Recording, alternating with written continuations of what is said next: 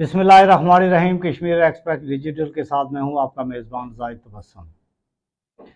वज़ीर आज़म आज़ाद कश्मीर चौधरी अनवार उल हक ने 3 माह कबल जब हलफ उठाया तो उन्होंने अपने पहले ख़िताब में ये वादा किया था कि वो आज़ाद खिते में गुड गवर्नेंस कायम करेंगे। आज़ाद कश्मीर का जो रियासती ख़जाना है इसकी किसी सूरत में बंदर बांट नहीं होने देंगे। उन्होंने ये भी कहा था कि आज़ाद कश्मीर के जो वसाइल हैं इसका सही इस्तेमाल किया जाएगा और गैर ज़रूरी अखराजात को ख़त्म किया जाएगा। उन्होंने आते साथ जो इक़दाम करना शुरू किए, उन्होंने सबसे पहले सरकारी गाड़ियाँ इकट्ठी करनी शुरू की और वो काफ़ी हद तक कामयाब हुए। आज़ाद कश्मीर में जंगलात की कटाई पर पाबंदी लगा दी गई और जो लकड़ स्मगल की जा रही थी उसको बंद कर दिया गया। उन्होंने आटा स्मगलिंग के लिए 7 साल कैद रखी कि जो आटा स्मगलिंग करता हुआ पकड़ा गया तो उसको 7 साल कैद भी और जुर्माना भी देना पड़ेगा।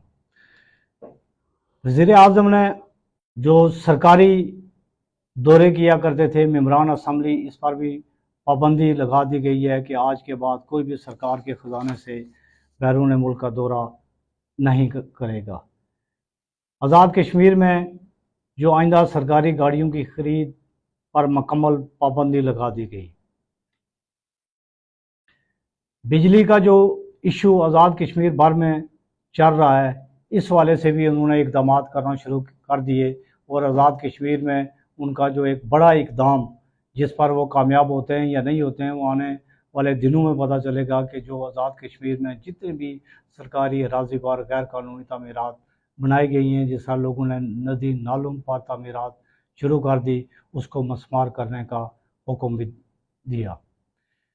वज़ीर आज़म आज़ाद कश्मीर ने जो इक़दाम उठाए ये यकीनन काबिल सताइश भी हैं और आम आवाम भी ये तवक्को कर रही है कि वज़ीर आज़म आज़ाद कश्मीर गो के 75 साला जो रवायत बनी रही है, जो गंद है वो एकदम साफ़ तो नहीं कर सकते, लेकिन 3 महीने में वो कुछ ऐसे इक़दाम कर गए हैं कि अगर उन पर अमल दरामद किया जाता है तो आज़ाद कश्मीर में जो एक्स्ट्रा अखराजात किए जाते हैं उन पर भी कंट्रोल हो जाएगा और आज़ाद कश्मीर के रियासती ख़जाने पर भी बोझ नहीं पड़ेगा। उन्होंने अपनी एक तकरीर में ये भी कहा कि लोग कहते हैं कि वज़रा की तादाद ज़्यादा बना दी गई है। मैंने प्राइम मिनिस्टर हाउस के अखराजात कम करके वज़रा को वहाँ से हम अखराजात दे रहे हैं जो सालाना उनके वज़ीरों के 32 करोड़ पे बनते हैं। मैं ये समझता हूँ कि वज़ीर आज़म आज़ाद कश्मीर की जानब से उठाए जाने वाले जो इक़दाम हैं, अगर इन पर अमल दरामद हो जाता है, जिन लोगों ने करप्शन की है उनके ख़िलाफ़ कार्रवाई की जाती है, उनसे पैसा वसूल करके कौमी ख़जाने में जमा करवा दिया जाता है, तो इससे आज़ाद कश्मीर के अवाम को भी रिलीफ मिलेगा और रियासत भी मजबूत होगी और रियासत भी खुशहाल होगी। अब देखते हैं कि वज़ीर आज़म अपनी इन पॉलिसियों पर, अपने इस कानून पर अमल दरामद करवाने में कामयाब होंगे या जो रवायती आज़ाद कश्मीर में ब्यूरोक्रेसी हथकंडे इस्तेमाल करती है उनको नाकाम करने की कोशिश करेंगे या वज़ीर आज़म अपने इस कानून पर अमल दरामद करवाने में कामयाब हो पाएंगे। आज हमारे साथ मौजूद होंगे मुजफ्फराबाद से सीनियर साफ़ी सरदार ज़ुल्फ़िकार अली साहब। उनसे हम जानना की कोशिश करेंगे जो आज़ाद कश्मीर के जो इस वक्त इश्यूज़ हैं वो इश्यूज़ को किस नज़र से देखते हैं और उनका ज़ाती तज़िया इस पर क्या है। सरदार साहब, आपको कश्मीर एक्सप्रेस डिजिटल में खुश आमदीद कहता हूँ। आप ये बताएं कि वज़ीर आज़म आज़ाद कश्मीर चौधरी अनवार उल हक साहब आजकल बड़े एक्शन में हैं और आज़ाद कश्मीर में मालियाती डिसिप्लिन पॉलिसी भी लागू कर दी गई है।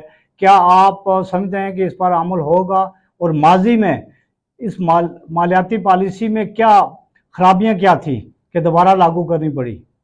जी बहुत शुक्रिया ज़ाहिद साहब, बड़ा ही इम्पोर्टेंट क्वेश्चन है और बड़ी गहराई से इस चीज़ को देखना चाहिए कि आज़ाद कश्मीर में वज़ीर आज़म ने जो है वो मालियाती जो डिसिप्लिन है उसको नाफिज किया है और बज़ाहिर जो सर्कुलर आया है अगर उस पर अमल दरामद हो जाता है तो यकीनन ये रियासती ख़जाने में एक बहुत बड़ी बचत भी होगी और लोगों के अंदर जो एहसास महरूमी है वो भी ख़त्म हो जाएगा। असल बात यह है कि इस वक्त जो हमारा मुल्क है इसमें मसला ये है कि दो बड़े तबकात जो हैं यहाँ पर उनका बामी आपस में जो है एक तसादम और एक क्लैश है वो चल रहा है। وہ یہ ہے کہ ایک طرف اشرافیہ ہے اور آسائشیں اور سہولتیں ہیں اور دوسری جانب غربت ہوتی ہے. تو جب ایک غریب آدمی جب وہ دیکھتا ہے کہ یار اس کے بچوں کو کھانا نہیں مل رہا, اس کے اسکول کی فیس نہیں ہے, اس کے بچے پیدل اسکول جا رہے ہیں, وہ بارش میں بھیگ رہے ہیں, اس کے جو بچے ہیں وہ بغیر چھت کے اسکول میں پڑھ رہے ہیں, ٹھیک ہے, ان کے پاس ٹیچر نہیں ہے, کتابیں نہیں ہیں, کچھ نہیں ہے, اور دوسری جانب ایک بیوروکریٹ ہے, ایک سرکاری ملازم ہے, اس کا بچہ ہے جو ایک اچھے اسکول میں بھی پڑھ رہا ہے, وہاں پہ سہولتیں بھی ساری اس کو حاصل ہیں, وہ گاڑی پہ آتا ہے, گاڑی پہ جاتا ہے, اور پھر گاڑی بھی وہ جو ہے وہ سرکار کی ہوتی ہے. پھر اس کے ساتھ ساتھ یہ بھی دیکھا جاتا ہے کہ جن لوگوں نے پالیسیاں دینی ہیں, جن لوگوں نے سرکاری ادارے بنائے ہوئے ہیں, ان کے اپنے بچے تو سرکاری اسکول میں نہیں پڑھتے, اور جو ان کو پڑھانے والے ہیں, سرکاری اسکولوں میں پڑھانے والے ہیں, ان کے اپنے بچے بھی سرکاری اسکول میں نہیں پڑھتے. تو اس کا مطلب ہے کہ ایک واضح فرق جو ہے وہ موجود ہے. تو وزیر اعظم نے یہ بڑا اچھا اقدام کیا, اور اس میں کوئی ایسی بات نہیں ہے, یہ تو بہت پہلے ہو جانا چاہیے تھا. مثلا انہوں نے کہا سرکاری گاڑیوں کی خرید پر پابندی ہوگی. تو مجھے یہ بتائیں کہ میں اور آپ جب گاڑی لیتے ہیں یا ایک عام آدمی گاڑی لیتا ہے تو وہ 10 سال 12 سال 14 سال اس گاڑی کو جو ہے وہ چلاتا رہتا ہے, پھر ریسیل کرتا ہے, پھر کوئی اور گاڑی لیتا ہے. تو یہاں ہر سال میں جو ہے ایک نئی گاڑی سرکاری ملازمین کو کس لیے چاہیے ہوتی ہے, انہوں نے کیا کرنا ہوتا ہے, آزاد کشمیر میں کون سے ایسا خزانہ ہے جس کو وہ تلاش کر رہے ہیں کہ جس کے لیے ان کو گاڑیاں چاہیے. بہت اچھی بات ہے, گاڑیوں کی خرید پر پابندی ہونی چاہیے. پھر اپ ماڈل گاڑیاں, جیسے ہائی کورٹ نے بھی پہلے یہ حکم دیا اور بڑا اچھا کیا ہائی کورٹ نے بھی, کہ انہوں نے کہا گاڑیوں کو جو ہے وہ جمع کرو, اور گاڑیاں جمع ہو گئی بلا ضرورت, 4 4 6 6 گاڑیاں رکھی ہوئی. یہاں غریب کے بچے کو جو ہے وہ اسکول میں تعلیم نہیں مل رہی, اس کو کتاب نہیں, چھت نہیں, اور انہوں نے 6 6 گاڑیاں رکھی ہوئی ہیں. دوسری بات کہ بلات, کہ وہ کسی مد ان کی تبدیل نہیں ہو سکے گی. تیسری بات یہ ہے کہ اس میں جو بیرون ملک دورے, اور بیرون ملک جو آپ دورہ کر کے آتے ہیں, اس کا مجھے بتائیں ریاست کو آج کیا فائدہ ہوا. کوئی ایک نئی چیز بتا دیں کہ کوئی بیوروکریٹ بیرون ملک گیا ہو, وہ مڑ کے آیا ہو, اور آزاد کشمیر میں اس نے کوئی, اگر ریاست نے اسی طرح چلنا ہے تو یہیں پہ رہو, پھر بیرون ملک جانے کی کیا ضرورت ہے آپ کو. وہاں تو آپ اپنی عیاشی کے لیے جاتے ہیں, اور اگر کچھ سیکھ کے آتے ہیں تو یہاں کے لوگوں کو آپ نے کیا سکھایا. یہ جو پابندی لگی ہے, اور پھر آپ کو شاید اندازہ نہیں ہے کہ یہاں پہ رات کو بھی اگر آپ سیکریٹریٹ کی طرف جائیں تو کئی اے سی جو ہیں وہ چل رہے ہوتے ہیں. ایک افسر کے دفتر کا اے سی صبح آن ہوتا ہے, اور اس کے جانے کے بھی گھنٹہ بعد جو ہے وہ آن رہتا ہے.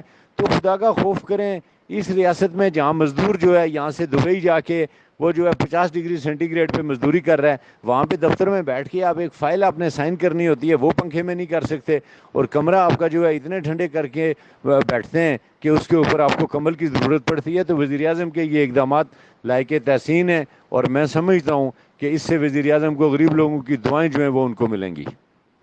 سردار صاحب یہ بھی بتائیں کہ جو وزیر اعظم نے یہ اعلان کیا کہ آزاد کشمیر میں جتنی بھی غیر قانونی جو ہے نا وہ تعمیرات ہوئی ہیں, ان کو فوری طور پر مسمار کرنے کا حکم دیا ہے, تو آپ یہ کیا سمجھتے ہیں کہ یہ ان کو کس نے اجازت دی تھی جو غیر قانونی تعمیرات کی ہیں, ان کو این او سی کون جاری کرتا رہا, کیا اس پر عمل درآمد ہو پائے گا؟ جی بالکل, غیر قانونی جو تعمیرات ہیں ان کو گرانے کا حکم دیا ہے. یہاں آپ کو پتہ ہے جو پہاڑی علاقے ہوتے ہیں وہاں پہ ندی نالے جو ہیں وہ بہت زیادہ ہوتے ہیں, تو یہاں پہ ندی نالوں کے قریب جو ہے وہ تعمیرات نہیں ہونی چاہیے. لیکن یہاں بے شمار تعمیرات نہ صرف یہ کہ ندی نالوں کے قریب ہیں, بلکہ این او سی اور قانون سے ہٹ کے بھی بے شمار تعمیرات کی گئی ہیں. تو اب اس میں وزیر اعظم نے حکم تو دے دیا ہے, لیکن جو بات آپ نے کی ہے یہ بڑی امپورٹنٹ ہے. میں سمجھتا ہوں وزیر اعظم کو جو آپ کا سوال ہے اس کی جانب توجہ دینی چاہیے کہ اس کی اجازت کون دیتا رہا. کیا یہ عمارتیں آج خود بن گئیں؟ کیا یہ عمارتیں کہیں سے لا کے یہاں پہ رکھ دی گئیں, یا یہاں پہ ترقیاتی ادارہ مظفر آباد ہے جس کے سینکڑوں ملازمین ہیں جو 1 روپے کا کام پورا دن نہیں کرتے. میونسپل کارپوریشن چلیں, اس کے جو کام ہے وہ شہر کی اور بہت سارے کام کاج ہیں, لیکن اس کے لوگ بھی موجود ہیں, وہ بھی دیکھ رہے ہوتے ہیں, ضلعی انتظامیہ دیکھ رہی ہوتی ہے. تو سوال یہ پیدا ہوتا ہے, اس کو بھی چھوڑ دیں. میرا سوال یہ ہے زاہد صاحب کہ اگر یہ غیر قانونی تعمیرات ہو گئی تھیں تو جب تک آپ این او سی اور نقشہ اور وہ ساری چیزیں نہیں دیتے, آپ کو پانی کا کنیکشن کیسے لگ گیا, آپ کا بجلی کا کنیکشن کیسے لگ گیا؟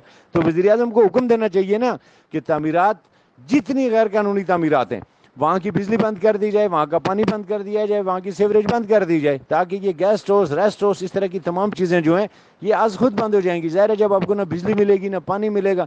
بھائی غیر قانونی تعمیر ہوتا ہے اس کے بعد بجلی کا کنیکشن بھی آپ دے دیتے ہیں, پانی کا کنیکشن بھی آپ دے دیتے ہیں, سیوریج بھی آپ دے دیتے ہیں. اس غیر قانونی تعمیر میں ذرا سا کوئی مسئلہ ہوتا ہے, فلڈ آتا ہے, کوئی اور چیز ہوتی ہے, تو اس کے اوپر معاوضے بھی آپ ان کو دے دیتے تھے. ابھی یہ شاہ سلطان برج بنا ہے, تو یہ نالے میں جن لوگوں نے تعمیرات کی ہوئی تھیں, آپ کو اندازہ نہیں ہے کہ ان سارے لوگوں نے ان غیر قانونی تعمیرات کا بھی جو ہے وہ حکومت سے پیسہ لے لیا اور حکومت نے ان کو معاوضہ دیا. یہ نہیں سوچا کہ یار یہ غیر قانونی تعمیرات تھیں, ایک دفعہ ان کو تو ویسے کرا دینا چاہیے تھا, الٹا آپ ان کو ڈبل ٹرپل معاوضے دے رہے ہوتے ہیں.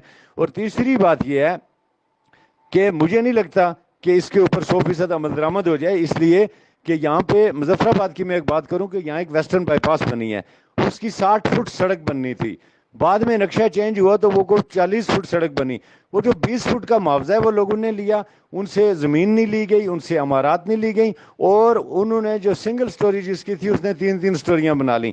اسی طرح تارک آباد بائی پاس میں یہی ہوا. یعنی مظفر آباد شہر میں اگر آپ دیکھیں تو بہت ساری غیر قانونی تعمیرات سرکاری معاوضوں سے بنی ہوئی ہیں. یعنی میں یہ وثوق سے کہہ رہا ہوں, اس کے ہم ثبوت دے دیں گے کہ سرکاری پیسوں کے ساتھ غیر قانونی تعمیرات ہوئی ہیں, لوگوں کو معاوضے دیے گئے, اس میں محکمہ مال کے لوگ بھی ملوث ہوں گے.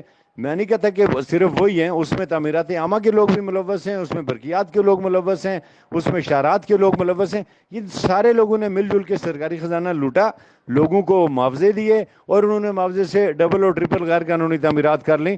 تو وزیر اعظم پہلے ایک جو ہے نا اپنی ایک ٹیم وہ بنائیں, وہ اس ساری صورتحال کا جائزہ لے, اور جائزہ لینے کے بعد وہ جو ہے ان تعمیرات کا جو ہے خاتمہ کریں. دوسری بات, مجھے نہیں لگ رہا کہ کمشنر صاحب جو ہیں وہ اس میں کوئی کامیاب ہو سکیں گے, اس لیے کہ اس میں بڑے بڑے لوگ ہیں, اور ایسے ایسے لوگوں نے یہاں پہ قبضے کیے ہوئے ہیں کہ جن کی تعمیرات شاید اتنا آسان نہ ہو. ہاں, اس کے لیے اگر ہائی کورٹ سے کوئی ڈائریکشن لے لے حکومت تو میں سمجھتا ہوں پھر یہ تعمیرات فارغ ہو سکتی ہیں. باقی یہاں کا جو سیاسی وزیر اعظم ہے وہ اتنا طاقتور نہیں ہو سکتا کہ وہ ان چیزوں کو گرا سکے.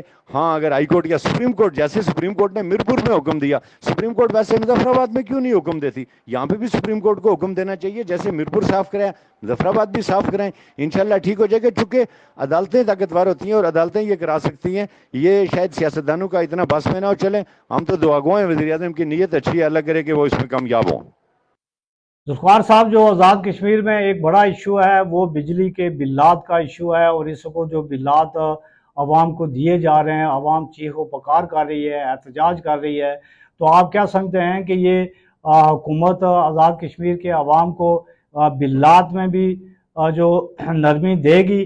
آخر اس کی وجہ کیا ہے کہ جو اس کو تو محکمہ برقیات 8 سے 10 ارب روپے کی 8 سے 10 ارب روپے کی بجلی چوری کی جاتی ہے, یا اس کے بل نہیں جمع کروائے جا سکتے ہیں. کیا ان ساری چیزوں کو لے کر پیسہ اکٹھا کر کے عوام کو ریلیف مل پائے گا؟ جی زید صاحب, بجلی ایک اس وقت بڑا امپورٹنٹ ایشو ہے, اور بجلی جو ہے وہ مہنگی ہو رہی ہے. ظاہر ہے پاکستان میں بجلی مہنگی ہو رہی ہے, نیچرلی وہاں پہ انہوں نے بجلی جو ہے, ایک تو وہاں پہ IMF کا دباؤ ہے, دوسرا ایشو یہ ہے کہ IMF کے ساتھ پاکستان کی ڈیل ہے, IMF کے ساتھ آزاد کشمیر کی ڈیل نہیں ہے. یہ پتہ ہونا چاہیے کہ آزاد کشمیر ایک الگ اسٹیٹ ہے. دوسری بات یہ ہے کہ آزاد کشمیر سے جتنی بجلی پیدا ہو رہی ہے وہ بجلی جو ہے وہ آزاد کشمیر کی ضرورت سے کئی گنا زیادہ ہے. تیسری بات جو اس میں امپورٹنٹ ہے, آزاد کشمیر میں یہ تاثر پھیلایا جاتا ہے کہ جی آزاد کشمیر ایک الگ اسٹیٹ ہے. بالکل ٹھیک بات ہے, آزاد کشمیر جو ہے وہ بجلی کی پیداوار اس کی بہت زیادہ ہے, یہ بھی بالکل ٹھیک بات ہے. اور کہا یہ جاتا ہے کہ جی پاکستان جو ہے وہ زیادتی کر رہا ہے, اور آزاد کشمیر کے لوگوں پر بجلی کے بلات جو ہے حکومت پاکستان یا پاکستان یہ کر رہا ہے یا وابڈا کر رہا ہے. اس کا فیکٹ یہ ہے کہ کوئی حکومت پاکستان آپ کو بجلی مہنگی نہیں دے رہی, کوئی وابڈا آپ کو بجلی مہنگی نہیں دے رہا, کوئی وہاں پہ اس میں نہیں ہے. آزاد کشمیر کو سب سے سستی بجلی دی جا رہی ہے. پاکستان میں یہ ریٹ بڑے ہیں, آزاد کشمیر کو بجلی وہی 2 روپے 59 پیسے دی جا رہی ہے. آزاد کشمیر کے اندر آمدن کا ذریعہ بنا لیا ہے. 50% لائن لاسز ہیں. باقی جو ابھی وزیر اعظم نے کفایت شہری مہم شروع کی ہے, جتنے بلات ہیں 8 سے 10 ارب سالانہ بجلی چوری ہوتی ہے. اچھا, 2 روپے 59 پیسے کے حساب سے یہ انہوں نے پیسے پورے کر کے دینے ہوتے ہیں. پھر محکمہ برقیات نے بھی چلنا ہوتا ہے, پھر انہوں نے جنریٹر بھی خریدنے ہوتے ہیں, پھر انہوں نے وہ جو میٹر ہیں وہ بھی خریدنے ہوتے ہیں, پھر انہوں نے میٹروں کی ریڈنگ کے لیے وہ موبائل بھی خریدنے ہوتے ہیں جو 2 نمبر اور جعلی ثابت ہوتے ہیں بعد میں. सेल्फी स्टिक भी खरीदनी होती है, जो बाद में पता लगता है कि बिल्कुल ही कहीं से सेकंड हैंड जो है कबाड़ से उठा के दे दी गई है।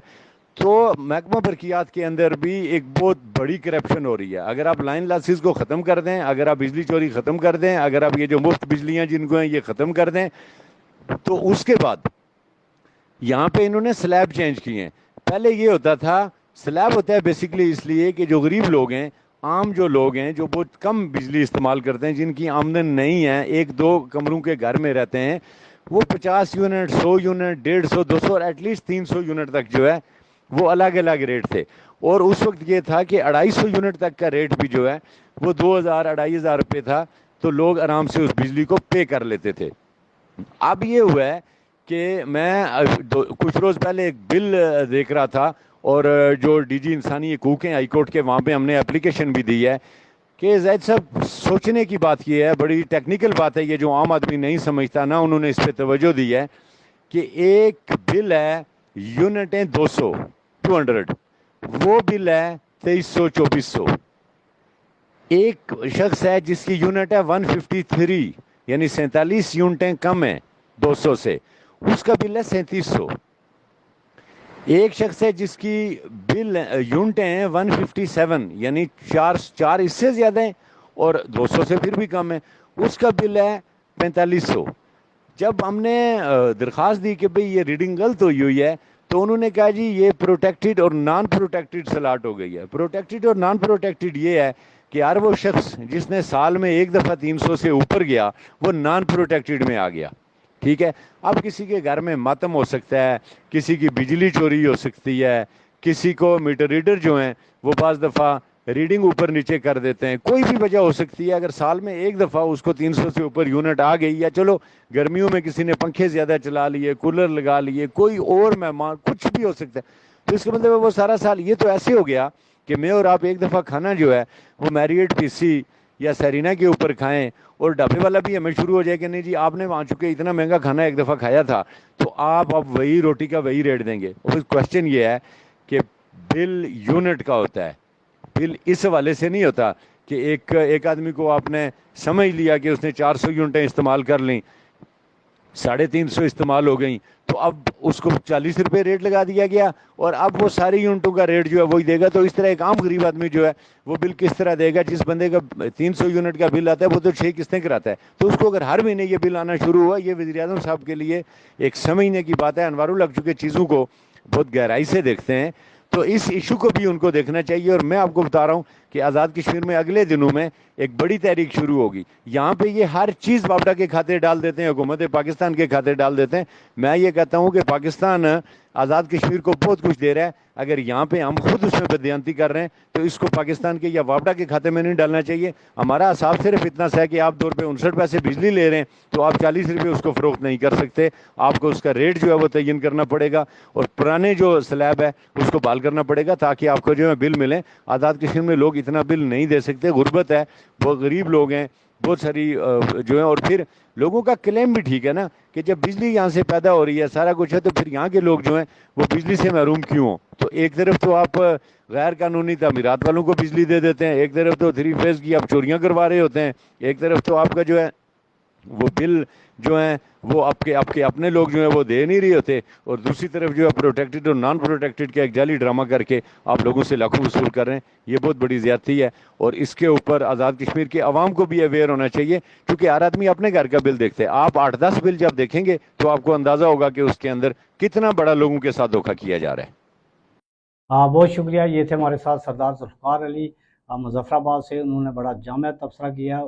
उनका ये कहना था कि वज़ीर-ए-आज़म आज़ाद कश्मीर चौधरी अनवारुल हक आजकल बड़े एक्शन में हैं, और जिस किस्म के ये इक़दामात उठा रहे हैं, अगर इन पर मुकम्मल तौर पर अमल दरामद किया जाता है तो आज़ाद कश्मीर के अवाम के भी मसाइल नहीं रहेंगे, और आज़ाद कश्मीर के अवाम को भी रिलीफ मिलेगा, और आज़ाद कश्मीर का ख़िता भी खुशहाल होगा। उनका ये भी कहना था कि इस वक्त भी अगर बिजली की जो चोरी है, जो इसका गैर ज़रूरी जो ख़र्चा किया जा रहा है, कि जिस तरह मुख्तलिफ़ डिपार्टमेंट में सरकारी जो ब्यूरोक्रेट्स हैं वो सुबह आते साथ ही अपने दफातर के एसी चलाते हैं और शाम तक वो चलते रहते हैं, अगर इन पर भी कंट्रोल किया जाए तो आवाम को रिलीफ مل سکتا ہے، اور ہم یہ توقع کرتے ہیں کہ وزیر اعظم آزاد کشمیر چودھری انوار الحق نے جس قسم کے اقدامات اٹھانے شروع کیے ہیں ان کو بے شمار مخالفت کا سامنا بھی کرنا پڑے گا، سازش کا سامنا بھی کرنا پڑے گا، لیکن اگر وہ ان ساری چیزوں میں کامیاب ہو جاتے ہیں تو عوام ان کو برسوں یاد رکھیں گے۔ کشمیر ایکسپریس ڈیجیٹل سے زاہد وسیم کو اجازت دیجیے، اللہ حافظ۔